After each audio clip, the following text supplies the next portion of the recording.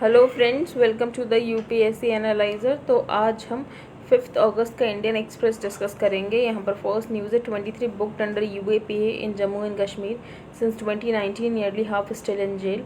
तो 5 अगस्त 2019 को जम्मू कश्मीर का स्पेशल स्टेटस रिवोक किया गया था और उसके बाद से देखा जाए तो लगभग 2300 people in more than 1200 cases under the unlawful activities act उनको बुक किया गया और 954 people under the public safety act. Of this 46% of those booked under UAPA and about 30% of those detained under PSA are still in jail both inside and outside JNK। तो ये उसके बाद की statistics है जब से स्पेशल स्टेटस रिवोक किया गया है। यहाँ पर सेकेंड न्यूज़ है wrestler Ravi Dahiya after the semifinal win against his Kazakhstan opponent. तो रवि दहिया फाइनल्स में पहुँच चुके हैं। India's 4th medal in Tokyo. तो अब इंडिया का 4th मेडल टोक्यो में पक्का हो गया है कि 4th मेडल तो मिलने ही वाला है। A wrestling medal at the 4th successive Olympics and a first final in the sports since Sushil Kumar. आगे चलते हैं। India join select club of naval powers first indigenous aircraft carrier starts sea trial. अब India ने अपना पहला indigenously design कर लिया है एक एयरक्राफ्ट कैरियर और उसके ट्रायल्स भी शुरू हो गए हैं। तो India's first indigenously designed and built aircraft carrier began sea trials off the coast on the Kochi on Wednesday. The landmark achievement puts India in an exclusive list of a handful of nations, क्योंकि कुछ ही Nations के पास एक capability है कि वो aircraft carrier बना सके और इंडिया अब उन नेशन में आ गया है। The indigenous aircraft carrier. तो इंडिजिनस एयरक्राफ्ट कैरियर का नाम INS विक्रांत भी होगा। INS विक्रांत इंडिया का नेवी का पहला एयरक्राफ्ट कैरियर है, लेकिन उसे 1997 में डीकमीशन कर दिया था। Once it commissioned, INS Vikrant will join the Russian origin INS Vikramaditya. तो इंडिया में जो अभी करंटली यूज़ में INS विक्रमादित्य, तो INS विक्रांत अब बेसिकली ज्वाइन कर लेगा INS विक्रमादित्य को।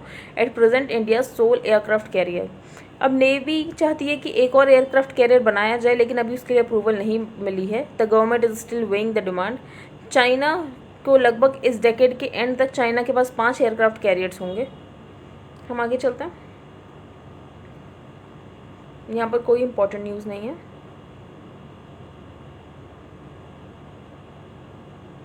Lawyers still face inequities and opportunity CGI। तो CGI ने बेसिकली ये बोला है, जो लॉ होता है तो लोग लॉ को लास्ट रिजॉर्ट की तरह देखते हैं। कोई भी लॉयर नहीं बनना चाहता, तो क्यों नहीं बनना चाहता, इसमें क्या चैलेंजेस हैं। लॉ फर्म्स कैसे एक तरीके का मोटिवेशन देते हैं कि जो ज़्यादा से ज़्यादा लोग हैं वो लॉ को एज अ अपना करियर परस्यू करने की कोशिश करें।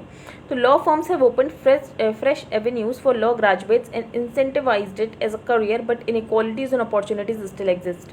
तो CGI NV रमना ने ये बात बोली है कि लॉ फर्म्स की वजह से लॉ ग्रेजुएट्स को एवेन्यूज़ तो ज़्यादा मिल रहे हैं, ज़्यादा अपॉर्चुनिटीज़ तो मिल रहे हैं, लेकिन अभी भी जो अपॉर्चुनिटीज़ प्रोवाइड कर रहे हैं लॉ फर्म्स वो बहुत ही इनइक्विटीज़ हैं उनमें। फॉर एग्जाम्पल उन्होंने बोला है कि लॉ को लोग अभी तक लास्ट रिजॉर्ट की तरह मानते थे। तो law was often considered a degree of last resort, क्योंकि लॉ की डिग्री तो आसानी से मिल जाती है, लेकिन सबसे ज़्यादा चैलेंजिंग होता है कि उससे लाइवलीहुड जनरेट करना। The CGI said, "I am sure if the present day reality is any different, the truth is that there still exists inequality and opportunities for lawyers." He said, इसलिए उन्होंने बोला जो law forms हैं वो economic mobility provide करती है for the first generation lawyers, for the first generation law graduates जिन्होंने struggle ना करना पड़े लिटिगेशन प्रैक्टिस के थ्रू, तो लॉ फॉर्म्स के द्वारा उन्हें अपॉर्चुनिटीज़ मिल जाती हैं। Stressing the need to address question of lack of diversity. लेकिन लॉ फॉर्म्स में भी लैक ऑफ डाइवर्सिटी का क्वेश्चन आता है। तो he said at present the major firms go only to the Tier 1 cities and select universities for recruitment. तो जो law forms है वो जाती भी वो सिर्फ Tier 1 सिटीज़ में ही जाती हैं, सेलेक्ट यूनिवर्सिटीज़ में ही जाती हैं। तो इसकी वजह से बहुत सारी यंग टैलेंटेड लॉयर्स जो कि बेसिकली Tier 1 सिटीज़ में नहीं रहते हैं, उन सेलेक्टेड यूनिवर्सिटीज़ में नहीं पढ़ते हैं, तो वो पीछे छूट जाते हैं। आगे चलते हैं। CGI recuses self from case after Andhra says no to mediation. Chief justice of India NV Ramana Wednesday recused himself from hearing a plea. तो चीफ जस्टिस ऑफ इंडिया ने अपने आप को पीछे हटा लिया प्ली सुनने से, जो कृष्णा वाटर मैनेजमेंट थी कि कैसे आंध्र प्रदेश और तेलंगाना में कृष्णा वाटर का मैनेजमेंट होगा। CGI ने ये बोला था कि आप मीडिएशन कर लो, मीडिएशन दोनों ऑफर कर दो, उसके बाद हम डिसाइड कर लेंगे, लेकिन आंध्र प्रदेश ने मीडिएशन करने से मना कर दिया है। After the former did not agree to the court suggestion to the 2 states to try a mediated solution. फिर उसके बाद लास्ट डे ऑफ हियरिंग पे जो CGI हैं वो बॉन्ड हुए थे अनडिवाइडेड आंध्र प्रदेश में, तो उन्होंने बोला कि इसलिए वो मैटर को लीगली नहीं सुनना चाहते हैं, क्योंकि he belong to both the states. The matter can be settled in mediation, तब तो ठीक है, अगर वो मीडिएशन में नहीं होगा तो फिर वो किसी और बेंच को रेफर कर देंगे। आगे चलते हैं।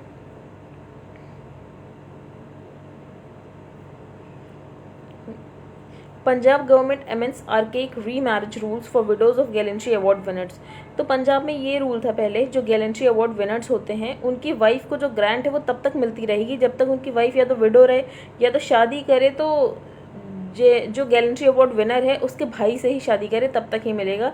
लेकिन अब इस रूल को बदल दिया गया है, अब वो किसी से भी शादी करे उसके बाद भी जो पंजाब गवर्नमेंट है वो उसको ग्रांट देती रहेगी इर्रिस्पेक्टिव ऑफ द कि वो किससे मैरिज कर रही है।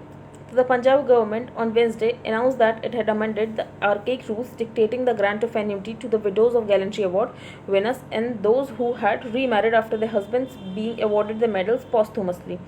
As per the new rules के अकॉर्डिंग जो लीगली मैरिड स्पाउस है डिसीज्ड गैलेंट्री अवार्ड विनर का, वो अपने अलाउंस पूरी ज़िंदगी पाता रहेगा, भले वो किसी से भी शादी कर ले उसे कोई फ़र्क नहीं पड़ता। आगे चलते हैं, हम ये वाला एडिटोरियल डिस्कस करेंगे। एक्चुअली बुक के बेसिस पे एडिटोरियल लिखा गया ऑथर के द्वारा,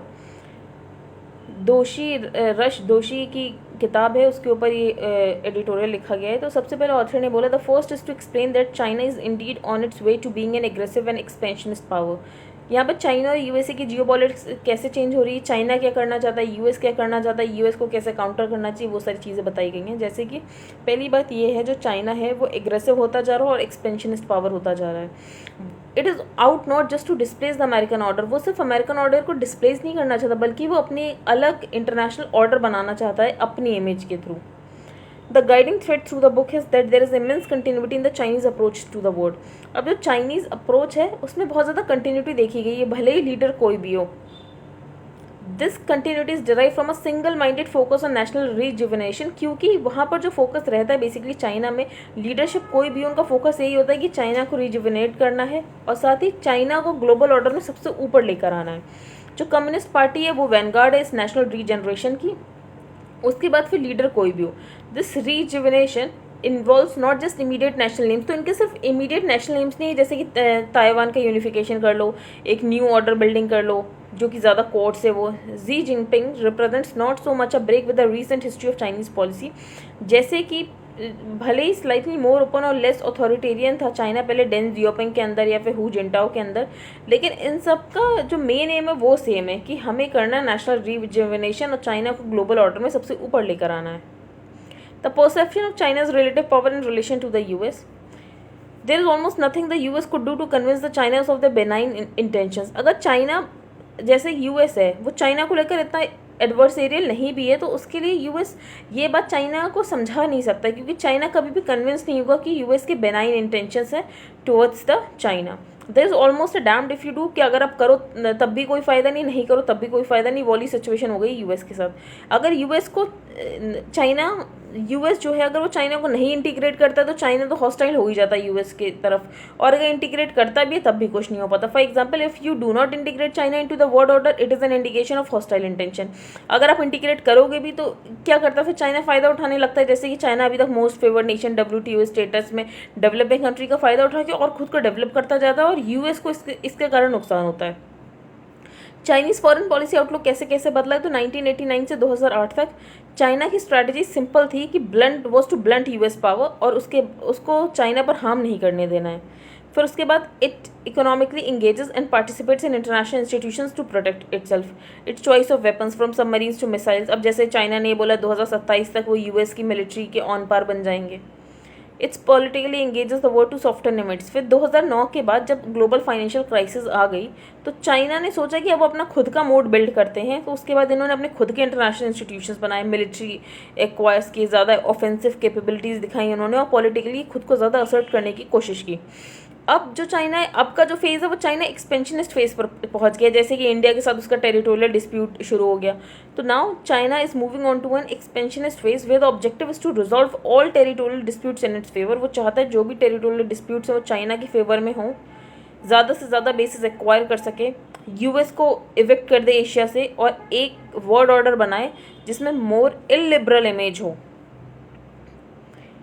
Joshi's response to an assertive China, तो फिर उन्होंने अपना बुक में बताया कि चाइना इतना असर्टिव है कैसे. On his view the US needs to blunt Chinese power where it can and build where it must. तो यहाँ पर ऑथर ने ये बोला है, सोल्यूशन ये है इसका कि यूएस को जहाँ ज़रूरत है वहाँ तो चाइनीज़ पावर को ब्लंट करे और जहाँ ज़रूरत है वहाँ बिल्ड करे. The book is full of vivid detail but it requires effectively denying China military space. लेकिन चाइना को बिल्कुल मिलिट्री स्पेस देने की ज़रूरत नहीं है. मेकिंग श्योर जो चाइना है वो इंटरनेशनल इंस्टीट्यूशंस को कैप्चर ना करे, और इसके साथ ही पार्टनरशिप बनाने की ज़रूरत है through which Chinese influence can be curtailed, जैसे कि यूएस ने क्वाड बना रखा है. And the creation of a new US industrial strategy. It's presumes that the Chinese system has deep roots. जो चाइना का सिस्टम है, कभी उसमें ये सोचो कि रिवॉल्यूशन हो जाएगा, तो रिवॉल्यूशन होना डिफिकल्ट है. क्यों? क्योंकि Chinese the book is refreshing and not making any assumption about potential Chinese domestic weakness. कि कोई एजम्पशन बुक भी नहीं बनाती है कि कोई चाइना की डोमेस्टिक वीकनेस होगी या तो इंटरनल सोशल कॉन्ट्राडिक्शंस होंगे, क्योंकि ये माना जाता है जो चाइनीज सिस्टम उसकी डीप रूट्स है और वो हमेशा लेजिटिमेट इनफ रहेंगे और वो खुद को बार बार सेल्फ करेक्ट कर सकती है, रीओरिएंट कर सकती है सोसाइटी को जो भी उसके नेशनल एम्स है उसके अकॉर्डिंग. तो उनकी सोसाइटी नेशनल एम्स के अकॉर्डिंग मोल्ड हो जाती है. China is vital to shaping the future of the world order. लेकिन यहाँ पे दो इश्यूज है. पहली बात ये, whether the US can execute a China style grand strategy domestically without compromising its openness और अट्रैक्टिंग एलाइज.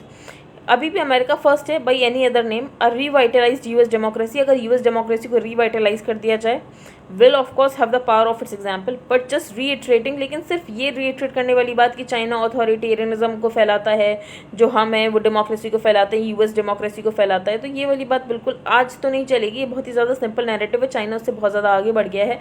यूएस को भी कुछ करने की ज़रूरत है. So the prospect of a world in which nothing can convince China that the US will not undermine it and little can convince the US that China is not expansionist. तो अब world order ऐसा हो गया है जिसमें कोई भी China को कन्विंस नहीं कर सकता कि यूएस उसको अंडरमाइन नहीं करेगा, और दूसरी बात यूएस को कोई भी कन्विंस नहीं कर सकता कि चाइना एक्सपेंशनिस्ट नहीं है. तो ये काफ़ी सोबरिंग वन हो गया और ये काफ़ी बम्पी राइड होने वाली है जो भी यूएस और चाइना की रिलेशनशिप है. आगे चलते हैं. Why valley is still distant. तो 5 अगस्त 2019 को जम्मू कश्मीर का स्पेशल स्टेटस रिवोक कर दिया गया था. तो उसके बाद ऑथर ने ये बोला अभी भी कश्मीर दूर क्यों है हमसे, वैली हमसे दूर क्यों है. तो those who defended the abrogation, तो जिन लोगों ने एब्रोगेशन को डिफेंड किया था कि हाँ रिवोकेशन ठीक हुआ है, उन्होंने ये बोला था, एक उनका ये पॉइंट था कि इससे जेंडर इक्वालिटी बढ़ेगी और जो भी SC/ST कम्युनिटी है उनका मार्जिनलाइजेशन कम हो जाएगा. अब ऑथर ने इस को कॉन्ट्रडिक्ट करके ये बोला है जो SC कम्युनिटी के लिए रिजर्वेशन है वो जम्मू कश्मीर के कॉन्स्टिट्यूशन में पहले से ही था. On the issue of the reservation for ST, और ST के रिजर्वेशन की बात है तो काफ़ी लेजिस्लेटर्स ने इससे पहले उसके लिए बिल इंट्रोड्यूस किए थे, लेकिन वो बिल पास नहीं हुए. However the reality is that even after reservation, लेकिन रियलिटी ये है कि रिजर्वेशन के बाद भी जो नंबर ऑफ ST कैंडिडेट्स है लेजिस्लेचर में वो उतने ही रहने वाले हैं, क्योंकि डेमोग्राफी ऐसी बनाई गई है जो भी जम्मू कश्मीर का बाइफिकेशन हुआ है कि ST कैंडिडेट्स को इससे कोई फ़ायदा नहीं मिलने वाला है. Next, first of all the abrogation has depend the alienation of large section of the population.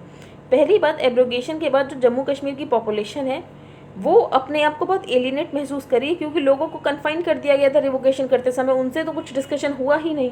तो it D legitimise the main stream political space in JNK. तो जो मेन स्ट्रीम पॉलिटिकल स्पेस है उसका डी लेजिटिमाइजेशन हो गया है. In the last 3 decades, at great risk to our lives, we have consistently argued before the India people that a federal and secular India is the best channel that can provide dignity to our distinct Kashmiri identity. The people of JNK had opted. अब author ने बोला है जो जम्मू कश्मीर के लोग थे उन्होंने India को ऑप्ट किया क्योंकि इंडिया सेकुलर था, और जानबूझ के मुस्लिम पाकिस्तान को नहीं ऑप्ट किया. और उसके बाद हम ऐसे रिवोकेशन कर दे बिना उनसे पूछे, उनको कन्फाइन करके. But because of the promises of building a pluralist, secular India in which the people of JNK were to have maximum autonomy, तो जम्मू कश्मीर के लोगों को ये बात बताएगी कि आपको सबसे ज़्यादा ऑटोनॉमी इंडिया में मिलेगी, हम सेकुलर हैं. दोज प्रोमिसेस और पार्ट ऑफ आर्टिकल 370, और ये सारे प्रोमिसेस उनको आर्टिकल 370 में किए गए थे इंडियन कॉन्स्टिट्यूशन में और कॉन्स्टिट्यूशन ऑफ JNK में भी. बट दोज कॉन्स्टिट्यूशनल गारंटीज वो ग्रेजुअली इरोड, धीरे धीरे वो कॉन्स्टिट्यूशनल गारंटीज भी इरोड होती गई, और उसके बाद हम देख रहे हैं कि जो स्पेशल स्टेटस है वो भी हटा दिया गया जम्मू कश्मीर का. ऑथर ने बोला जो डेमोक्रेसीज हैं वो कॉन्स्टिट्यूशनल बॉन्ड तो होता ही, लेकिन सबसे ज़्यादा इंपॉर्टेंट होता है इमोशनल बॉन्ड. जब तक वो इमोशनल बॉन्ड ठीक नहीं रहेगा तब तक डेमोक्रेसी चल ही नहीं सकती. तो the larger point I want to make is that in democracies apart from constitutional and emotional bond proves to be equally definitive in ensuring peace and prosperity. Sadly वो इमोशनल बॉन्ड बहुत ज़्यादा weak हो गया है. The gap has widen. Author ने बोला है अगस्त 5 एरा के बाद the the gap has widen and it seems the executive wants to govern the 2 regions. तो जो भी JNK के 2 रीजन्स है, एग्जीक्यूटिव उनको डी फैक्टो सेपरेट एंटिटीज़ की तरह ट्रीट करना चाहता है। Even within separate Ladakh the Buddhist majority Leh and the Muslim majority Kargil. अब ऑथर ने ये बोला जो लद्दाख को बाइफरकेट किया गया, जैसे कि बुद्धिस्ट मेजॉरिटी ले बना दिया गया और मुस्लिम मेजॉरिटी कारगिल बना दिया गया, तो इसको रिलीजियस ग्राउंड पर डिमार्केट किया गया है। इसकी वजह से उन दोनों में ही ये जो 2 रीजन्स हैं उनके बीच में कोई ग्लू नहीं बचा है जो कि उनको होल्ड करके रख सकता है। कॉन्स्टिट्यूशन कैटेगोरिकल है इस बात में कि कोई भी डिसीजन लेना अगर आपको बाउंड्री ऑफ स्टेट में, तो आप स्टेट्स की भले ही स्टेट की रिकमेंडेशन बाइंडिंग ना हो, लेकिन स्टेट से आपको कंसल्ट तो करना है। लेकिन जम्मू कश्मीर में स्टेट से कंसल्ट तक नहीं किया गया। For Jammu Kashmir the bar was even higher, क्योंकि आर्टिकल 370 की बात थी तो अच्छे से कंसल्ट करना चाहिए था, लेकिन ऐसी कुछ कंसल्ट नहीं देखा गया, ऐसा कोई कंसल्टेशन। तो in this regard there is already a resolution of the assembly to preserve the unity of the state of JNK। No Kashmir policy can succeed without taking into account the political and psychological urges of the people। तो according to the author, कोई भी policy Kashmir में successful नहीं हो सकती है जब तक लोगों के पॉलिटिकल और साइकोलॉजिकल अर्जेस को ध्यान में ना रखा जाए।